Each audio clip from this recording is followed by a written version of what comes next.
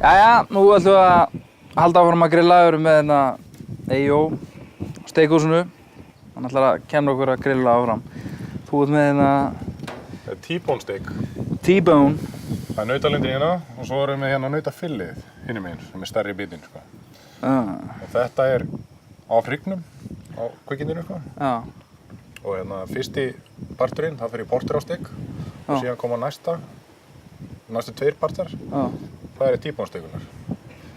Og síðan endar það í nautalindinu. Það er sami fílingur, það er marinerað, alveg eins og lundinn áðan. Þá hérna er það tímjánið og rósmarinið og hvítlíkurinn og olían. Leyfa þess að liggja í svona 2 daga. Og svo er það salt og pipar. Já. En þú ert meira bara svona, þú ert svona basic maður, svona salt og pipar. Salt og pipar, það er alveg nóg fyrir kjötið. Leyfa búin að marinera og gera það hugulegt. Ok. Það er svo mikið af þessum helvítis pipar. Já. Góða piparsteik. Setjum þetta bara á grillið. Það er að passa þetta sko. Þetta er náttúrulega svo þunnt sko. Þannig að það er stuttan tíma. Þið eru bara cirka svona 3 mínútur á cirka liðinni. Hvað erum við með þetta lengi? Cirka 34 mínútur og cirka 34 mínútur? 3 til 4. En þú ert komið með eitthvað meira grænmeti. Þú ert ekkert með kartöflur eða eitthvað með þér hérna? Nei. Það er bara, það er hægt að gera nóg af því á veturnar. Já, meira í grænmetinu. Og allt þetta náttúrulega við fáum þá. Já. Á sumrin sko. Hvað ertu með hérna? Þetta er avokado. Það er lorbeerra á íslensku. Já. Já, svona guacamole. Já. Alveg. Ég er rosalega hrifinn af því á sumrin. Guacamole? Já. Það er rosa gott að nota þegar maður er með svona nachos og svona. Að dýfa. Já. Það er talað Doritos dippið það. Já. Já, það er viðbjóður. Það er viðbjóður? Það er mjög gott sko. Það eru lesað á pakkninguna? Það er bara guacamole? Það eru 3% af avokado í guacamole dippinu sem þú kaupir í búðanum. Það er kannski svona 80% í þessu. Nú ætlum við bara að leyfa þess að hvíla á brettinu. Við þurfum ekkert að setja þetta upp. Af hverju ekki? Það er svo þunnt kjötið. Það myndast strax spenna í þessu. Erum við að losa spennuna hérna með að láta... Það lögum við bara að liggja þess hérna.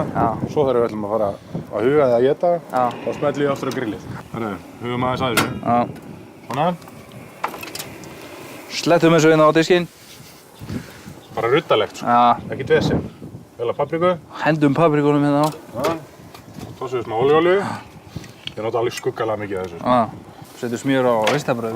Gáðum þessu smá skoti viðbót. Skerum við niður með þessu. Skerum hérna annan helminginn frá. Og við erum bara aftur komnir í juicy steikina. Ok. Hvað er hvað? Þetta er nautalundinn og þetta er fíleið sko.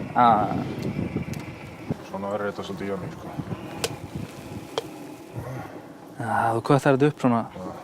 Þetta er líka lúkkar eins og meiri matur sko. Þegar þú setur staplar. Hún er að selja þetta svolítið sko. Ég myndi alveg panta með þetta. Þetta auglýsingarstofa myndi frekar auglýsa þetta heldur en einhverja flata leiðilega steik. Skálum fyrir þessu. Skál. Komið. Má ég smaka þetta? Gjörðu svo vel. Þetta er bitan.